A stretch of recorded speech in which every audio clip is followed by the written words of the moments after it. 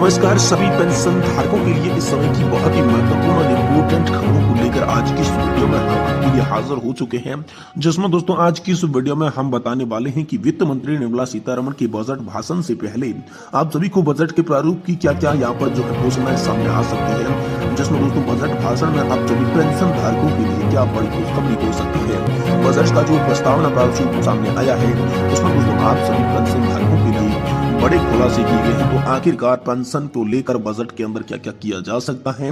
वही नए साल पर लाखों कर्मचारी और पेंशन भोगियों को मिला तोहफा, जनवरी से महीने से बढ़कर आएगी सैलरी और पेंशन। तो आखिरकार इस महीने से आपकी सैलरी और पेंशन में कैसे इजाफा और कैसे दोस्तों बढ़ोतरी की जाएगी। वही दोस्तों आप सभी के लिए यहाँ पर एक कंज्यूमर अड्डा की रिपोर्ट सामने आई है, जिसमें बहुत ही बड़ा आंकड़ा आप सभी की पेंशन को लेकर सामने आया है। उसकी भी बात दोस्तों आज की इस वीडियो के अंदर हम करने वाले हैं। साथ ही साथ दोस्तों आप लोगों को बता दें कि हायर पेंशन के साथ साथ कर्मचारियों की पुरानी पेंशन योजना पर भी बड़ी खबर सामने आ रही है, जो कि दोस्तों हाल ही में आप सभी के लिए पेंशन बढ़ोतरी का मुद्दा जो इन दिनों ट्रेंड कर रहा है, पेंशन बढ़ोतरी के मुद्दे पर भी एक बहुत ही महत्वपूर्ण खबर आई है।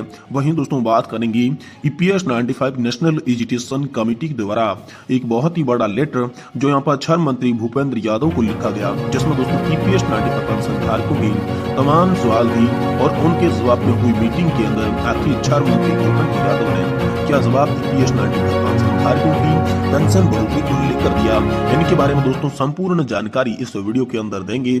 इसलिए आप सभी से निवेदन करते हैं कि आज की इस वीडियो को आप लोग लास्ट तक देख के, जिससे आपको पूरी की पूरी जानकारी जो है वो सही सटीक और तथ्यों के आधारित पता चल पाएगी। तो चलिए आपका बिना किसी देरी के इस वीडियो को शुरू करते हैं और सबसे पहले दोस्तों आप सभी के लिए जान लेते हैं कि हाल फिलहाल में बजट जो आने वाला है उस बजट के अंदर आप सभी के लिए दोस्तों क्या क्या सौगातें हो सकती है, क्या क्या बड़ी खुशखबरी देखने को मिल सकती है बजट 2024 के अंदर। तो चलिए शुरुआत करते हैं। देखिए दोस्तों आप सभी जानते होंगे कि पूर्ण बजट फरवरी के अंदर जारी किया जाएगा, लेकिन इससे पहले बजट को लेकर तमाम बड़ी अपडेट निकल कर सामने आ चुकी है। जी हाँ दोस्तों, बजट तैयार होने लगे हैं, जिसमें बजट का एक प्रारूप माने या फिर खाका माने जो कि आप सभी के लिए सामने आ रहा है।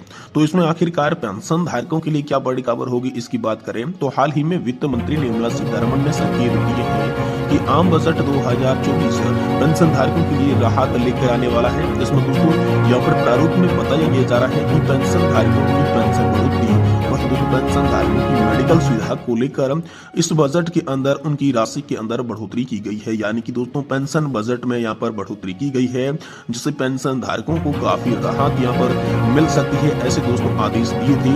क्योंकि दोस्तों हाल ही में यहाँ पर पेंशन बढ़ोतरी को लेकर देश के अलग अलग कोनों के अंदर प्रदर्शन हुए थे, जिनके बाद छह मंत्री भूपेंद्र यादव भी एक्शन में आए थे। तो छह मंत्री भूपेंद्र यादव के एक्शन में आ जाने के बाद जब पेंशन धारकों को आश्वासन दिया जा रहा था तो दोस्तों वित्त मंत्रालय का जिक्र भी उसमें किया गया था, जिसमें कहा गया था कि पेंशन बढ़ोतरी की तमाम मांगों को लेकर जो भी यहाँ पर प्रस्ताव है वो वित्त मंत्रालय को भेजा जाएगा और इस पर वित्त मंत्रालय आने वाले समय में बड़ा फैसला लेने वाला है। तो दोस्तों श्रम मंत्री भूपेंद्र यादव जी ने हाल ही में आप सभी पेंशन धारकों से हुई एक मुलाकात जो कि महाराष्ट्र के अंदर हुई थी, उन्होंने कहा था कि हमने पेंशन बढ़ोतरी और मेडिकल सुविधा को लेकर जो प्रस्ताव था वो वित्त मंत्रालय को भेज दिया है। क्योंकि हाल फिलहाल में बजट तैयार हो रहा था, तो ऐसे में जब पेंशन बढ़ोतरी का प्रस्ताव यहाँ पर मिला था तो दोस्तों पेंशन बढ़ोतरी के लिए यहाँ पर बजट में भी आप सभी के लिए संशोधन किया गया है। वही दोस्तों आपके बजट के प्रारूप के अंदर पेंशन के लिए अतिरिक्त यहाँ पर जो है वो धन जोड़ा गया है, लेकिन कितनी पेंशन मिलेगी, कितना जोड़ा गया है ये दोस्तों अभी तक सामने नहीं आया है। लेकिन तमाम मीडिया रिपोर्ट्स और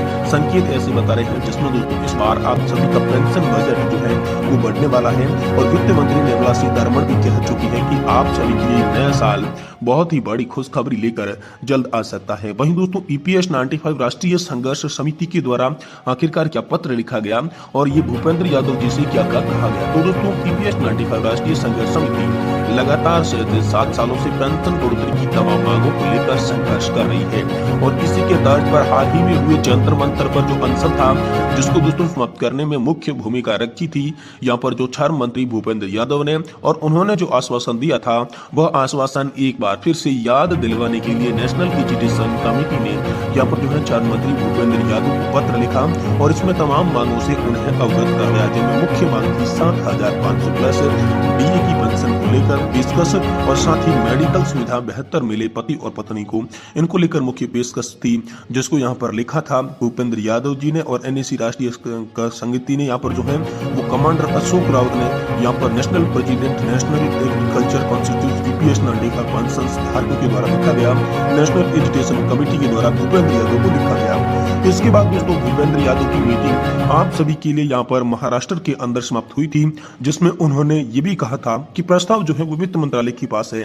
और इसी बीच ये खबर निकल कर आई कि वित्त मंत्रालय ने बजट में आपके प्रस्ताव में पेंशन बढ़ोतरी के जो संकेत दे दिए हैं। वही चलिए आज की महत्वपूर्ण बड़ी अपडेट की बात करते हैं इस वीडियो के अंदर। तो दोस्तों नए साल पर लाखों कर्मचारियों और पेंशन भोगियों को मिल सकता है तोहफा, जनवरी महीने में सैलरी और पेंशन में होगी बढ़ोतरी।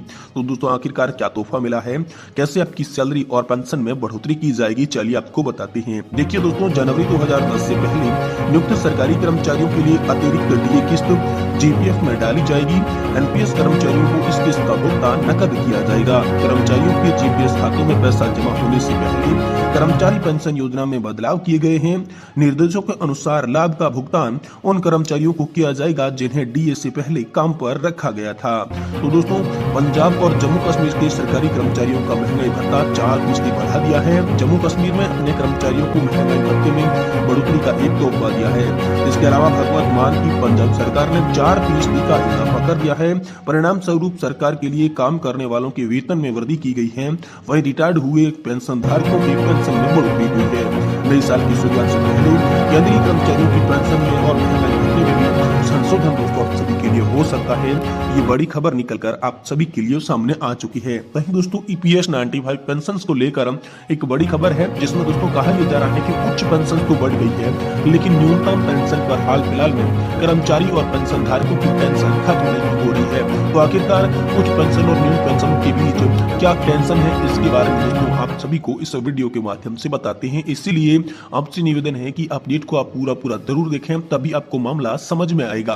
तो जी हाँ दोस्तों आप सभी को बता दें कि उच्च पेंशन का जैसे ही यहाँ पर कोर्ट ने आदेश दिया था तो सरकार ने उच्च पेंशन के लिए आवेदन शुरू कर दिए थे। वैसे में दोस्तों हाल फिलहाल में एक बड़ी खबर निकल कर आ रही है कि उच्च पेंशन के लिए जो संयुक्त विकल्प सत्यापन है उसमें दोस्तों 3.5 लाख से भी अधिक आवेदन जो है अभी तक प्रोसेसिंग के पास लंबित है, क्योंकि अभी उनका प्रोसेसिंग चल रहा है।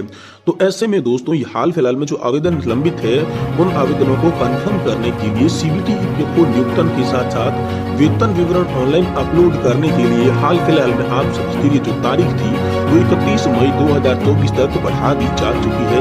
ऐसा दोस्तों पेंशन धारकों के लिए हाल फिलहाल में जो है सरकार ने फैसला किया है। लेकिन हाल फिलहाल में जो पेंशन धारक बता रहे हैं ईपीएस 95 पेंशन धारक है वो ये बता रहे हैं कि ये उच्च पेंशन का मुद्दा कुछ भी नहीं है, लेकिन सरकार जो है न्यूनतम पेंशन पर हाल फिलहाल में यहाँ पर जो है ध्यान नहीं दे रही है। हायर पेंशन की कौन कहे, न्यूनतम पेंशन में बड़ा लोचा है। इसी नारे के साथ पेंशन धारक जो है यहाँ पर बड़ा प्रदर्शन कर रहे हैं, जिसमें अलग अलग पेंशन धारकों ने यहाँ पर लिखा है कि जो हाल फिलहाल में डेट थी तो वो तो बढ़ाई गई है, लेकिन एक पेंशन धारक अनिल कुमार नामदेव ने कहा कि तब तक सब लोग अपना मुंह बंद रखें, सांसें टूट न पाए, मालिक के कर्म होने तक तब खबर लगे मेरे रामा, जब हमारा हो जाए काम। यानी कि पेंशन धारक अपनी व्यथा बता रही हैं कि अब तो हमारा काम कर दीजिए, क्योंकि आखिर हमारा काम कब होगा, जब पेंशन धारकों सभी की मृत्यु होगी तब न तो कोई पेंशन मांगने जाएगा और न ही इस सरकार को पेंशन बढ़ाने की जरूरत है। यानी कि करुणा भाव से यहाँ पर जो पेंशन धारक सरकार पर तंज कस रहे हैं, क्योंकि पेंशन धारक लगातार